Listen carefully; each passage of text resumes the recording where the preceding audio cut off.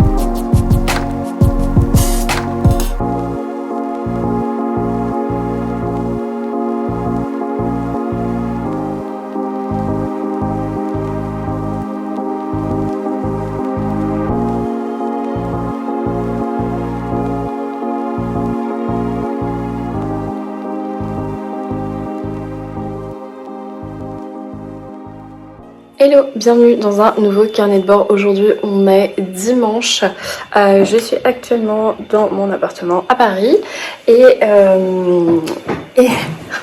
je garde les chiens de mon beau-frère, donc c'est un peu sport parce que j'ai un petit bébé de 3 mois avec moi, plus Patek que vous connaissez déjà. Bref, tout ça pour vous dire que niveau lecture, du coup, je suis toujours dans le mystère de la maison aux 3 ormes de Valentin Musso. Je n'ai pas beaucoup avancé, vraiment, parce que on est plusieurs ici, parce qu'on en profite pour voir nos amis à Paris, pour sortir, etc. un petit peu. Donc du coup, je lis pas beaucoup, mais là je vais me rattraper, on est dimanche, c'est un peu plus tranquille et je travaille pas et du coup je vais avancer le Valentin Musso, j'aimerais bien le finir, mais comme je suis assez fatiguée parce que j'ai repris mes petites insomnies, ça faisait longtemps, mais en fait je pense que c'est à chaque fois que j'ai un pic de travail assez important. Donc du coup, sur liseuse, pour ne pas réveiller mon mari, j'ai commencé le 7 mètres carrés de Juicy Adler-Olsen aux éditions Albin Michel, que j'ai aussi sur en numérique. Donc j'ai pas mis de marque-page, donc je ne sais pas où j'en suis exactement, j'ai pas beaucoup avancé, mais c'est simplement pour avoir un support numérique à lire la nuit, parce que je ne dors pas et c'est toujours mieux que de réfléchir aux choses inutiles. Voilà, donc du coup ici ça c'est le tome 10 de la saga du département V de Juicy Adler-Olsen. On arrive à terme de notre challenge qu'on avait organisé avec Flow & Books sur Instagram. Si jamais vous êtes toujours en cours de lecture de la saga de Juicy et que vous voulez commencer par exemple un tome 1 maintenant, en fait on laisse les groupes de discussion ouverts, donc n'hésitez pas à nous rejoindre pour découvrir cette super saga. Donc ce que je vais faire, c'est que moi je vais lire ce tome 10 et ensuite je reprendrai au tome 3 parce que en fait là c'est simplement pour pouvoir suivre sur la sortie. Je pense que je vais me faire spoiler un petit peu l'évolution de Karl, le personnage principal, mais c'est pas grave. C'est pas grave parce que j'ai bien envie de savoir ce qu'il en est de ce polar là. Et en plus il y a sur le compte Instagram de Albin Michel, ils ont fait un trailer, donc c'est-à-dire une espèce de petite bande annonce vidéo pour annoncer la sortie de ce livre, et il y a un petit montage et tout, ça donne trop envie, et donc je peux d'ores et déjà vous dire que 7 mètres carrés ça correspond à une cellule de prison puisque c'est là où est enfermé Karl et je ne sais pas pourquoi. Donc voilà, donc ça y est, je suis à fond là-dedans. Donc moi qui ne voulais pas spécialement lire de polar, je me suis pris un polar et un thriller. Donc voilà. Bref, c'est tout pour aujourd'hui, pour ce matin. J'ai rien d'autre à vous dire de spécial. Je sais pas si j'aurai le temps de passer en librairie à Paris, mais au cas où, peut-être c'est ce matin ou rien, puisqu'on est dimanche et ça ferme à midi ou à 13h, je crois. Voilà, je vous laisse et je vous dis à plus. Hello, aujourd'hui on est à lundi et je suis enfin de retour ici. Je vous ai pas pris pendant une semaine quasiment parce que ça a été ma plus grosse semaine de travail de l'année, puisque c'était la fête des mères. Donc j'espère que vous avez passé une bonne fête des mères. Ah, j'ai une petite antenne ici. J'espère que vous avez passé une bonne fête des mères, que vous avez gâté votre maman et peut-être que vous lui avez offert des fleurs et dans ce cas, grâce à vous, nous avons bien travaillé. Voilà, donc c'est la fête des mères est passée, on est le lundi juste après et je reprends plus ou moins mon rythme pour filmer ici. Donc merci déjà pour votre patience. Je sais que le vendredi c'est un peu votre rendez-vous et que ces derniers temps j'étais moi-même pas trop au rendez-vous. Donc je m'excuse d'avance et j'espère pouvoir rattraper rapidement ce retard. D'autant que ce week-end je pars à Paris avec Tatane pour un week-end livresque. Je vais y retrouver Flow & Books et Angie. Madame Chachali, donc j'ai trop hâte de vous filmer ça. Mais bon, en attendant, j'ai quelques trucs à vous dire.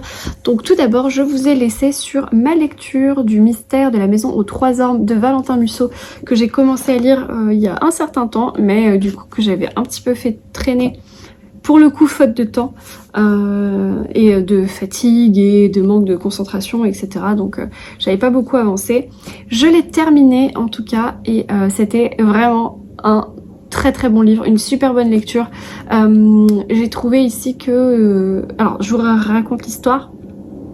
Donc dans cette histoire en fait on est dans les années 1938 et on va suivre 38 je crois, bon je sais plus, on va suivre plusieurs personnes qui vont se retrouver dans la maison aux 3 ormes. Elles vont être invitées par le duc Yves de Montalabert et ils sont invités à passer un week-end entre amis chez le duc, sauf que en fait ici ça va se passer comme un huis clos.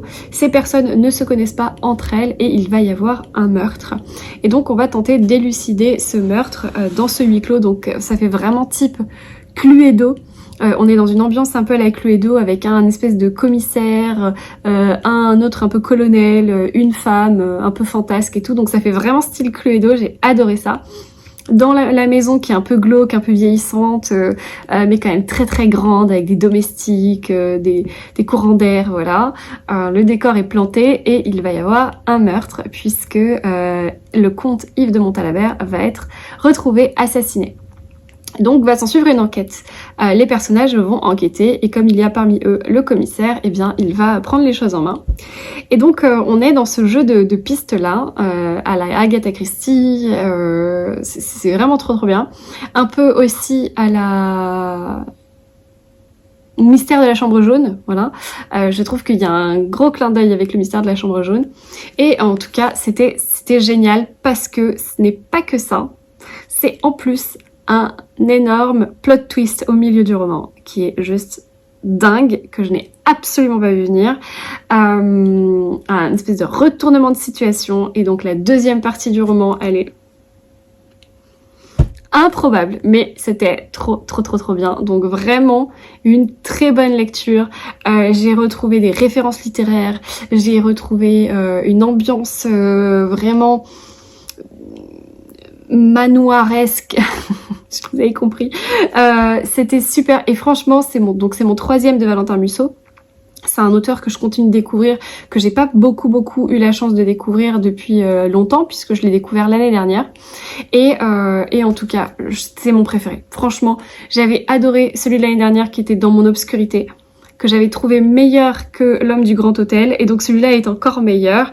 Donc vraiment si vous devez en découvrir un, je vous recommanderais de commencer par Dans mon obscurité, celui de l'année dernière qui est un sujet complètement différent, un style complètement différent et celui-là il est vraiment génial, vraiment génial.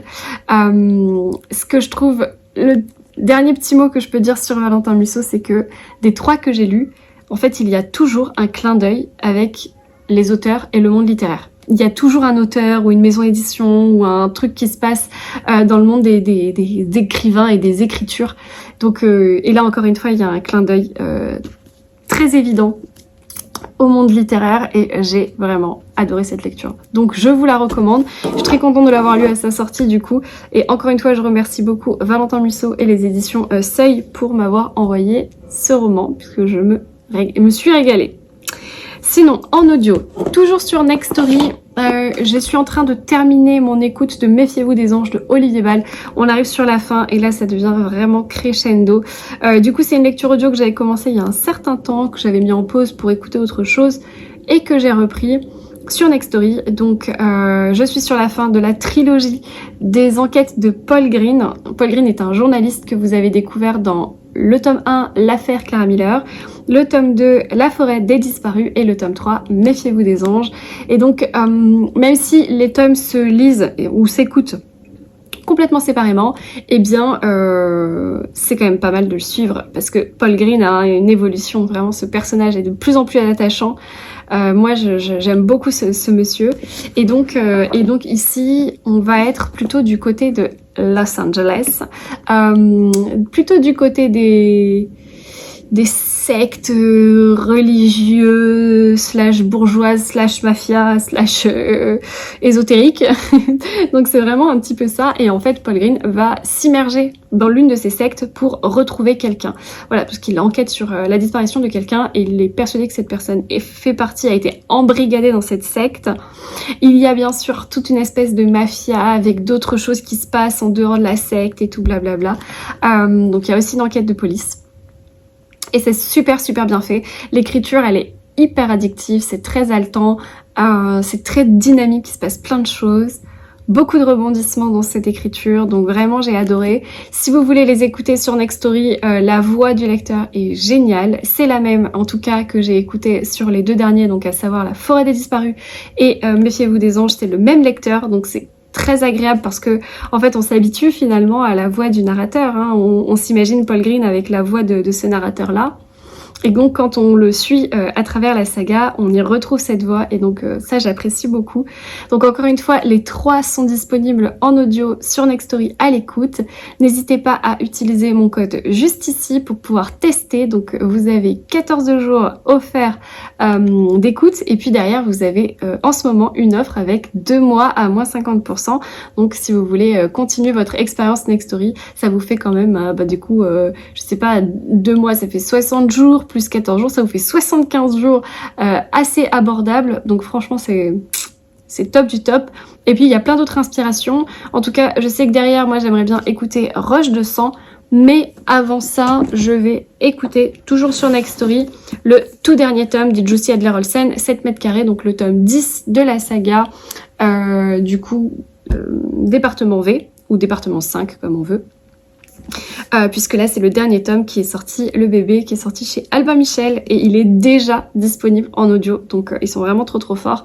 C'est celui-ci qu'on voulait mettre l'accent avec notre challenge qu'on a organisé avec Flow & Books et les éditions Albin Michel, et ça viendra conclure notre organisation livresque autour de ce petit bébé là, et surtout de cette saga finalement, la grande saga de Karl Marx, qui est juste géniale. Encore une fois, si vous voulez découvrir la saga, elle est disponible en audio, elle est disponible en papier chez le livre de poche avec le tome 1 qui s'appelle Miséricorde, et elle est également disponible en numérique sur Kobo avec encore des prix super chouettes.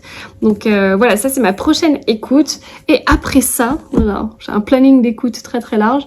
Et après ça, j'aimerais bien écouter Roche de sang de Olivier Ball pour être à jour avant de lire La Meute, qui est son tout dernier, puisqu'en fait j'avais déjà 2 ans de retard sur les sorties d'Olivier Ball, et j'avoue qu'à l'audio ça passe super bien. Donc ça c'était pour mes lectures papier audio. En papier j'ai commencé une nouvelle lecture clairement improbable, c'est-à-dire que je suis allée dans ma bibliothèque, je cherchais autre chose, je suis tombée dessus, j'ai ouvert, j'ai lu 2-3 pages pour me dire quelle est l'ambiance de ce livre, et en fait j'en ai lu 50 pages, donc j'ai décidé que c'était ma nouvelle lecture. Je pense pas que je vais pouvoir la finir cette semaine, et je pense que je vais devoir prendre autre chose pour partir parce que je pars à Paris ce week-end, et que ce livre ne rentrera pas dans mon sac à main puisqu'il s'agit du livre de Mrs. Bouquet-Armande, donc de Sarah, Le cœur singulier de Millie Davis aux éditions Hurlevent, qui est donc le 2e bébé de Sarah que je n'avais encore jamais lu. Donc je sais pas pourquoi je l'avais encore jamais lu. En tout cas, il est magnifique puisque c'est le premier livre qui a été édité aux éditions Hurlevent, que je vous conseille de suivre. En tout cas, moi c'est ma première lecture aussi pour cette maison d'édition. J'y trouve beaucoup d'attirance. J'avoue que cette maison m'attire beaucoup, les sorties m'attirent beaucoup, les autrices qui sont publiées m'attirent beaucoup aussi. Simplement, je sais pas pourquoi, j'ai jamais eu pris l'occasion ni pris le temps de découvrir cette maison d'édition, à part avoir acheté ce tome-là. Et donc du coup, voilà. Pas quoi de mieux pour commencer à découvrir une maison d'édition que de découvrir par sa fondatrice, puisque c'est Sarah Mrs. Boucarmont, vous devez sûrement la connaître, qui a fondé avec d'autres super nanas, qui a fondé du coup la maison d'édition et qui y a publié son bébé, Le cœur singulier de Millie Davis. Donc c'est ma nouvelle lecture, vous voyez je suis au début, hein, j'ai lu 50 pages, ça se voit même pas, hop. Mais je vais vous lire son résumé, peut-être que vous l'avez vu passer très certainement, mais peut-être que ça va vous donner envie aussi de découvrir à la fois la maison d'édition et peut-être son œuvre. Donc je vous lis le résumé. Millie Davis est une écrivaine à la confiance fragile. Si le premier tome de sa saga historique Les Espérances des femmes Templeton s'est retrouvé sur les étals des plus grandes librairies du monde, son syndrome de l'imposteur a refait surface à l'apparition de critiques dénonçant des anachronismes. Encouragée par Lyra, avec qui elle entretient une amitié épistolaire depuis des années, Millie décide de braver troubles anxieux et timidité maladive en retrouvant les bancs de la fac d'histoire. Sous l'impulsion de son entourage et pour le bien de sa saga, elle sollicite l'aide d'Alphard Burton, professeur d'archivistique, qui accepte de lui prêter main forte dans ses recherches. Fouille dans les rayonnages poussiéreux d'une librairie mystérieuse et discussions passionnées autour d'une tasse de thé bouleversent alors son quotidien habituellement casanier. Et à mesure que l'histoire d'Isadora Templeton s'écrit, celle de Millie se tisse également. Entre les réunions du club d'activistes véganes de sa grand-mère fantasque Maggie, les rendez-vous studieux avec son professeur et l'écriture de son second roman, le train de vie de Millie s'intensifie, tant et si bien qu'elle peine à voir les évidences qui se dressent sur son chemin. Des plaines écossaises battues par les vents aux allées sombres d'une librairie clandestine, Millie partira en quête de deux destins, celui de l'héroïne de son roman et le sien. Donc voilà, ça me paraissait complètement... j'avais envie de ça, vraiment, c'était vraiment l'envie du moment. Et puis en lisant quelques pages, je me suis tout de suite prise à cœur de Millie Davis. Franchement, c'est un personnage qui est très attachant. Et la correspondance qu'elle a avec son amie Lyra aussi est très attachante. Et en fait, de par là, on découvre aussi Isadora Templeton, qui est son personnage principal de sa saga. Voilà, donc je suis aux prémices du cœur singulier de Millie Davis. Et en tout cas, pour l'instant, j'aime beaucoup. Voilà, donc je sais pas si je vous en reparlerai vraiment tout de suite cette semaine. Parce que du coup, je vais pas prendre ça dans le train. Je fais un aller-retour en train pour le week-end. Je vais pas me charger. Hein. Enfin, voilà, vraiment, désolée Sarah, mais je vais pas me charger. Par contre, je prendrai un petit poche ou ma liseuse. Voilà, quelque chose juste de léger pour le week-end. Donc, je vous en reparlerai la veille de mon départ. J'ai un dernier point à voir avec vous. Vous me voyez avec des ciseaux parce que j'ai reçu un gros paquet que vous avez entreaperçu ici, qui est assez gros et qui a mal vécu, mais c'est pas très fragile donc ça passe. Je voulais vous montrer les stickers. Très rigolo. Il y a écrit Tomorrow Influence. Voilà, parce que c'est une agence d'influence qui m'a envoyé ce colis parce que c'est une marque et pas une maison d'édition avec qui j'ai déjà collaboré, testé leurs produits et vous allez voir que c'est pas du tout une surprise puisque c'est une marque de thé. Donc, franchement, vous n'êtes pas surpris. J'ai reçu récemment donc le thé de Gauquelin que j'adore. Je vous le recommande. Le thé littéraire Les Fleurs du Mal que je vous recommande, qui est délicieux. Mais là, on est sur un autre registre puisqu'il s'agit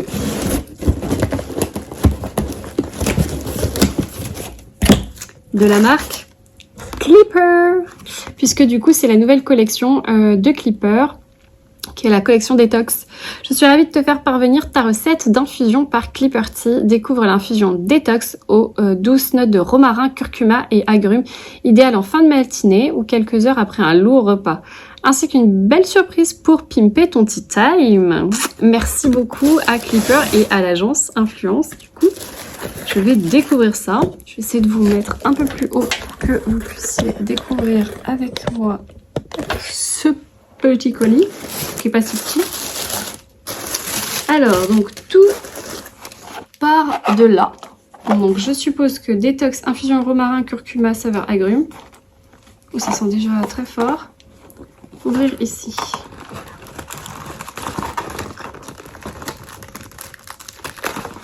Je ne vais pas tout arracher quand même. Non, voilà. C'est grave bon. Voilà. Trop bien.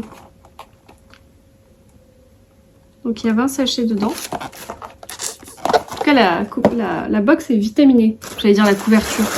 Ce n'est pas un livre. Et alors à l'intérieur, qu'est-ce qu'on a? Oula, ça sent le mug. Oh, c'est trop mignon. C'est une petite tasse toute mignonne. Oh, c'est trop chou. Oh, elle est trop belle. Elle est un peu petite, non? Moi qui ai l'habitude de boire dans des gros mugs. Elle est trop mignonne. Trop chou. Et ça, c'est quoi? Ah, bah, peut-être une assiette. Ouais, peut-être une assiette. Ah oui, l'assiette, d'accord, pour laver. Peut-être pour mettre des petits gâteaux. Pour le goûter.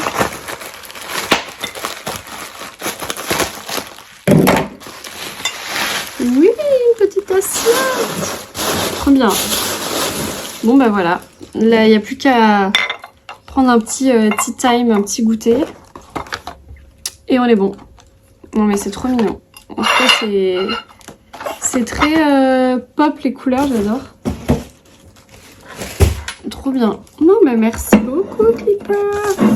Trop bien. Il manque plus que mon livre et on est bon. Trop contente. Bah, merci beaucoup. Je vais pouvoir goûter ça, tester cette petite tasse trop chouquinette. Et puis voilà. Voilà, c'est tout ce que je voulais vous dire et vous montrer. Donc, je vais m'arrêter là pour aujourd'hui. Je vous retrouve plus tard dans ce carnet de bord.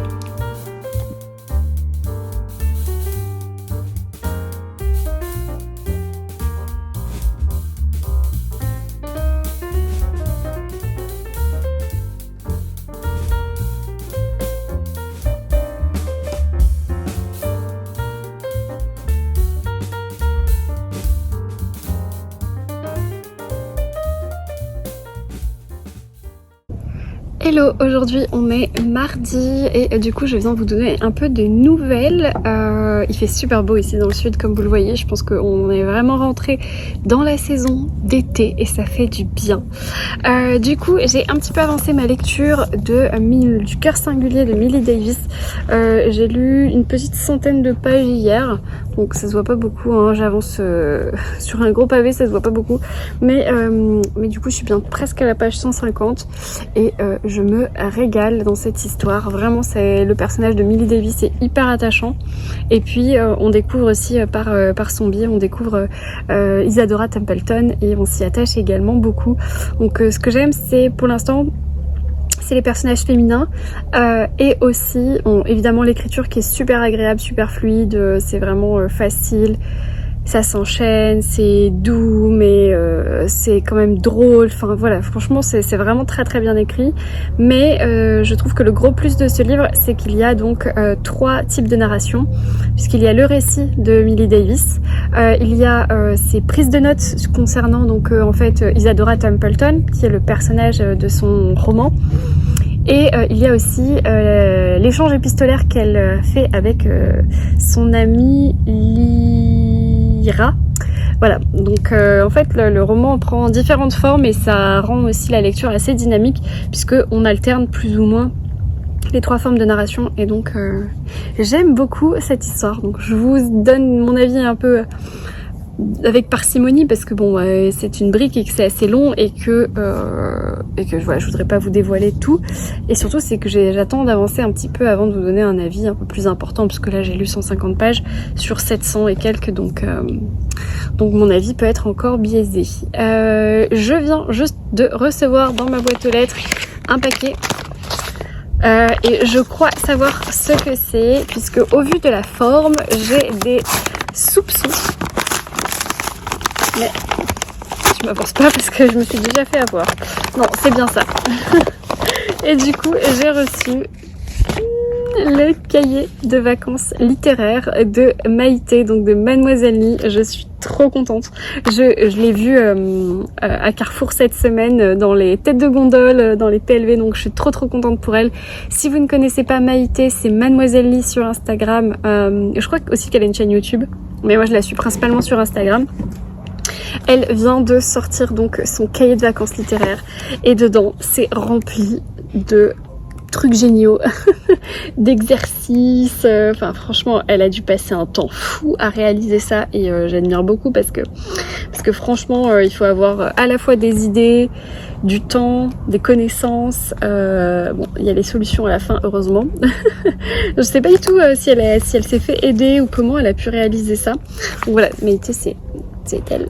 Je suis trop contente parce que c'est une nana super que je suis depuis très longtemps et on se retrouve souvent donc à des événements littéraires depuis maintenant un certain temps puisque moi j'ai commencé sur Bookstagram en 2015 donc ça fait 9 ans et Maïté doit pas être loin, elle doit être c'est un peu un dinosaure d'Instagram comme moi.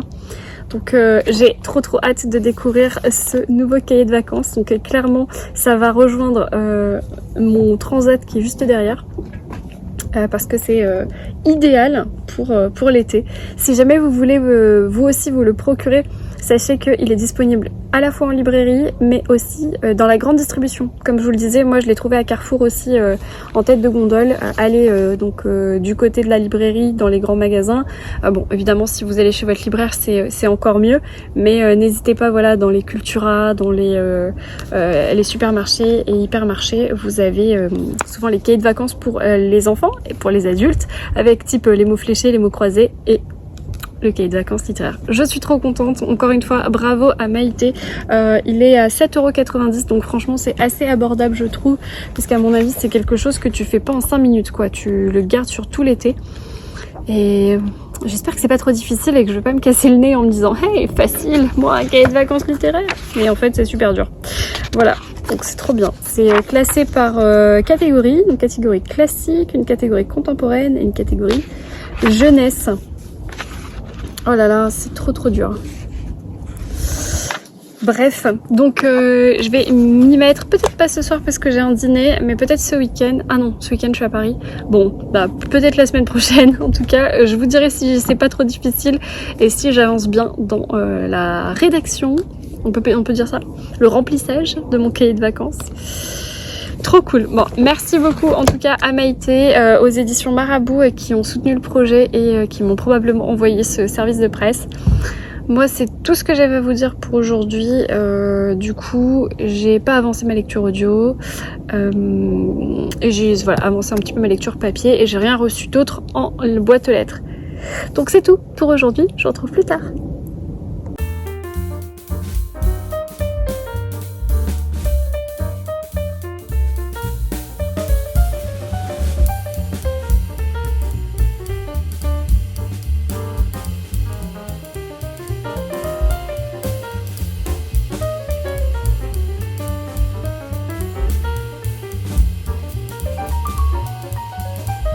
Aujourd'hui on est mercredi et j'essaie de profiter du soleil mais le soleil est un peu timide aujourd'hui. Je vais vous poser. Et là on était entre midi et 2, il est 13h10 donc je vais bientôt reprendre. Mais durant ma pause déj, j'ai fait un peu de ménage et j'ai grignoté un petit peu aussi dehors. Et j'ai terminé mon livre audio du coup Méfiez-vous des anges de Olivier Bal, que j'ai terminé sur Nextory et il était juste dingue. Cette fin était ultra hypée. Franchement c'est... Je sais pas où est-ce qu'il trouve toutes ces inspirations Olivier Bal, mais en tout cas j'ai adoré. Ça m'a beaucoup fait penser au Douglas Kennedy, Les hommes ont peur de la lumière. Je sais pas si vous vous souvenez, je l'ai lu il y a 2 ans et je l'avais adoré. Et franchement, ça a une grosse résonance du coup à ce niveau-là, au niveau de l'histoire, au niveau des sujets abordés, au niveau des personnages.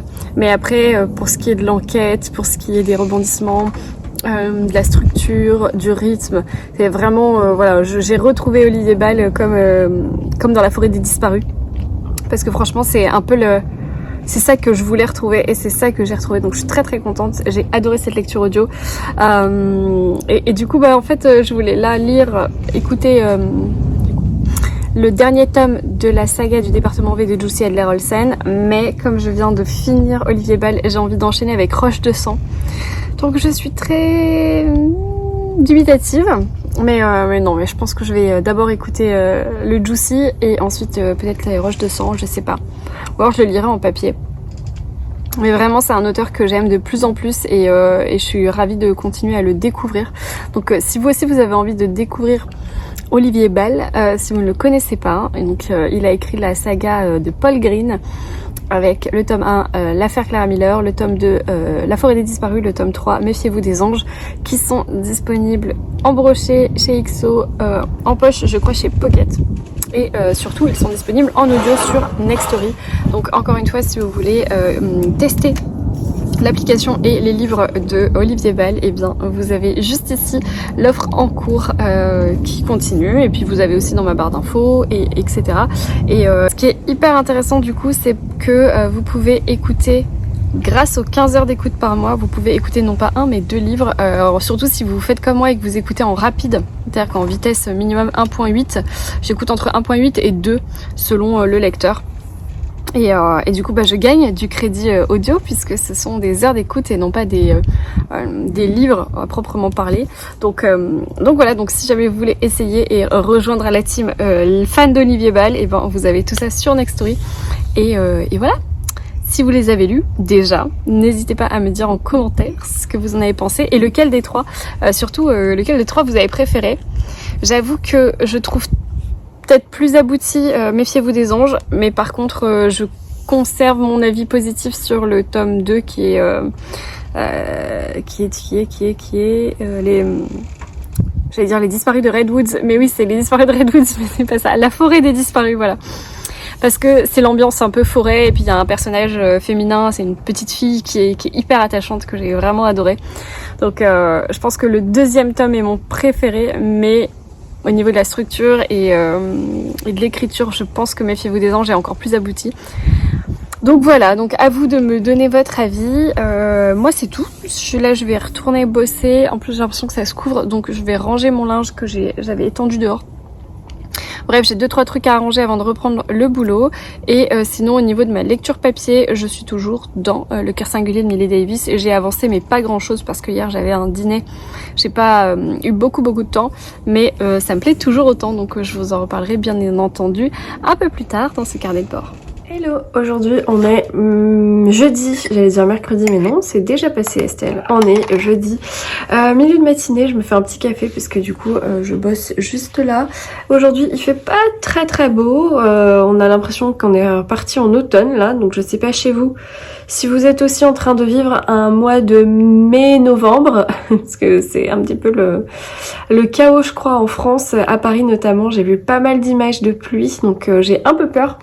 Parce que là il faut que je prépare ma valise pour partir demain, puisque demain nous montons en train avec Tatane, ma tante. Du coup on part à Paris pour le week-end, juste pour le week-end, donc on monte le vendredi en train et on redescend dimanche en train aussi.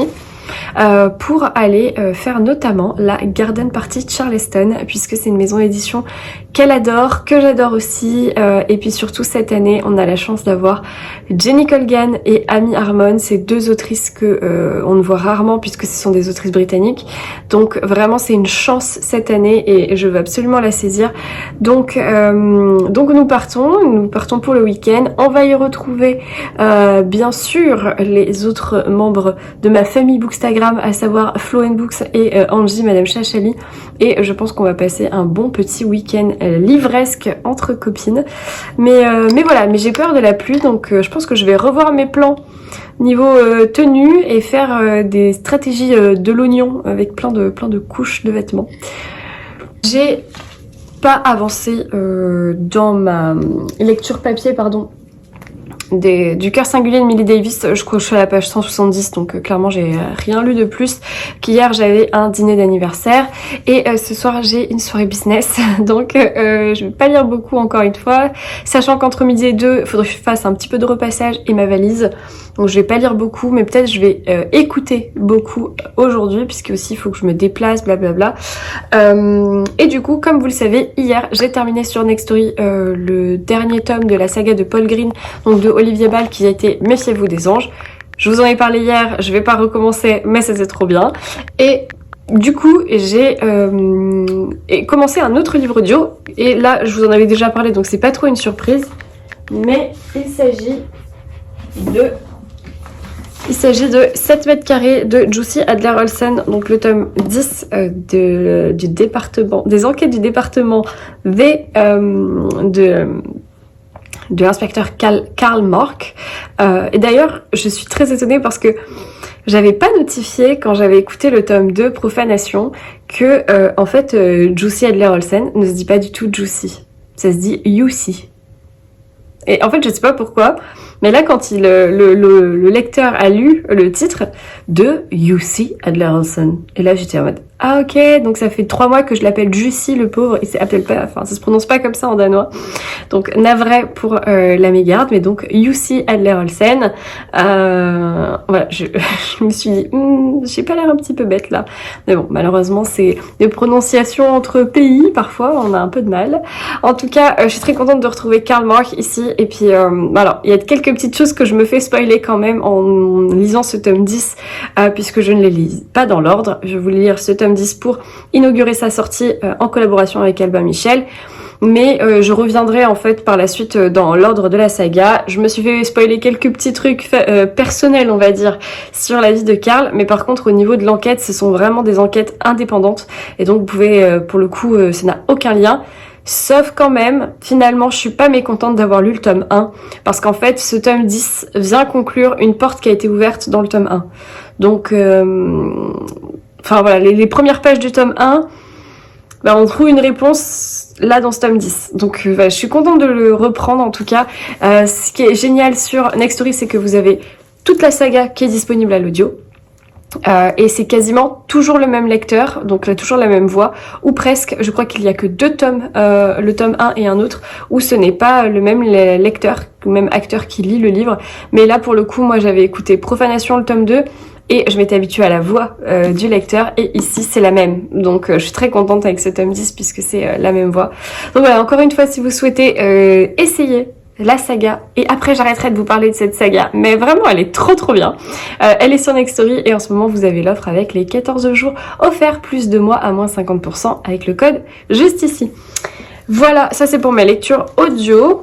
Et du coup en papier, comme je ne vais pas prendre ma brique sous le bras dans le train pour lire Le cœur singulier de Millie Davis et que je ne l'ai pas en numérique, et que je me rends à la Garden Party Charleston notamment pour voir Jenny Colgan et Amy Harmon, je me suis dit pourquoi pas prendre des livres avec moi sans trop me charger des livres de ces autrices-là, puisque j'aurais pas l'occasion de les voir 50 fois dans ma vie. Et donc je suis allée farfouiller dans ma palle pour voir ce qui était plutôt cohérent de prendre avec moi. Et donc je prends un exemplaire de chez Pocket, qui est La charmante librairie des amours lointains, qui est en fait le tome 3 de la saga de La charmante librairie. J'ai vérifié hier parce que je savais plus du tout où j'en étais. Et en fait j'ai bien acheté et lu. Je vais y arriver. Alors, le premier, c'est La charmante librairie des jours heureux, que j'ai en grand format, que j'avais acheté. Ensuite, il y a La charmante librairie des flots tranquilles, que j'avais lu aussi et beaucoup aimé, avec notamment la famille... Enfin, moi, je vais pas vous spoiler, c'est un tome 2. Mais ici, donc, du coup, le 3e tome, c'est La charmante librairie des amours lointains. Pardon, pas lointain. Et il y en a un 4e qui est Noël à la charmante librairie, mais du coup celui-ci je ne l'ai pas, et puis là j'ai pas envie de lire un truc de Noël. Donc voilà, donc je vais prendre celui-ci avec moi en poche, et je me le ferai dédicacer du coup, et je profiterai bien sûr d'acheter le tout dernier qui est le grand livre bleu là, mais je vous le montrerai dans le prochain carnet de bord, puisque je vais tout filmer du coup pour ce week-end. Enfin, je vais tout filmer ce week-end pour le prochain carnet de bord. Voilà, est-ce que vous voulez que je vous laisse le résumé? Oui, peut-être. Parce que du coup, je le commence demain dans le train. 800 km les séparent et autant de différences. Elle, c'est Lisa, infirmière londonienne à la vie sociale trépidante. Lui, c'est Cormac, soignant écossais, solitaire, dont l'unique confident s'appelle Ned, un hérisson. Ils ne se connaissent pas, mais à la faveur d'un programme d'échange professionnel, ces deux-là vont tout troquer. Patient pour patient, chambrette pour cottage, l'occasion pour elle de se remettre d'un traumatisme, pour lui de s'ouvrir au monde. L'occasion surtout de réaliser qu'entre les rats des villes et les rats des champs, la différence n'est pas si grande qu'on ne le croit. Voilà, moi j'aime trop, en plus c'est toujours un décor très écossais, avec la lande, avec des animaux, avec la nature, des gens bienveillants, voilà, donc j'adore. J'adore. C'est vraiment cette saga, elle était trop bien. Ce que j'ai beaucoup aimé aussi, c'était quand elle est dans le phare là. Comment ça s'appelle cette saga Ouais, la petite boulangerie du bout du monde. C'est ça. Une saison la petite boulangerie, un Noël la petite boulangerie. Ah oui, j'avais adoré aussi le Cupcake Café. Mais je les ai pas tous lus. Par contre, là, ce que j'ai pas lu du tout, c'est une saison au bord de l'eau. Voilà, une saison au bord de l'eau, une rencontre au bord de l'eau, Noël au bord de l'eau, tout ça j'ai pas lu du tout. L'hôtel au bord de l'eau, sous la neige, j'ai pas lu. Un mariage au bord de l'eau, j'ai pas lu. Tout ce qui est bord de l'eau, j'ai pas lu. Voilà. Et là, Confiserie de Rosie, qui paraît en 2023 chez Prisma, je ne l'ai pas lu non plus. Donc voilà, en soi, je suis un peu... Enfin, j'ai pas tout lu, moi, de Jenny Colgan, mais mes 2 sagas chouchous, c'est du coup La Petite Boulangerie et La Charmante Librairie. Mais j'avais adoré Cupcake aussi, donc oubliez, tout est trop bien chez Jenny Colgan. Voilà, mais je sais que j'ai trop hâte d'avoir le tout dernier là qui sort chez Charleston, et je suis très contente qu'elle ait rejoint cette maison d'édition française du coup. Parce que je connaissais pas beaucoup Prisma, et au final, bon, Charleston, j'aime beaucoup, vous le savez. Bref, je blablate pour rien là, donc je vous laisse ici, et je vous retrouve plus tard pour conclure ce carnet de bord, et je vous retrouve très très bientôt sur Instagram pour vous montrer mon week-end parisien. On est toujours jeudi et je viens d'aller à la boîte aux lettres et il n'y a rien en vue à part le soleil qui est un petit peu revenu pour le coup, mais rien dans ma boîte aux lettres. Donc ce que je vais faire, c'est que je vais conclure mon carnet de bord ici. J'espère que vous avez passé un bon moment en ma compagnie, que vous avez noté quelques lectures. Moi je vous retrouve la semaine prochaine avec un carnet de bord un peu plus sympathique. En attendant, je vous souhaite un très bon week-end, une très belle semaine, de très bonnes lecture et je vous dis ciao.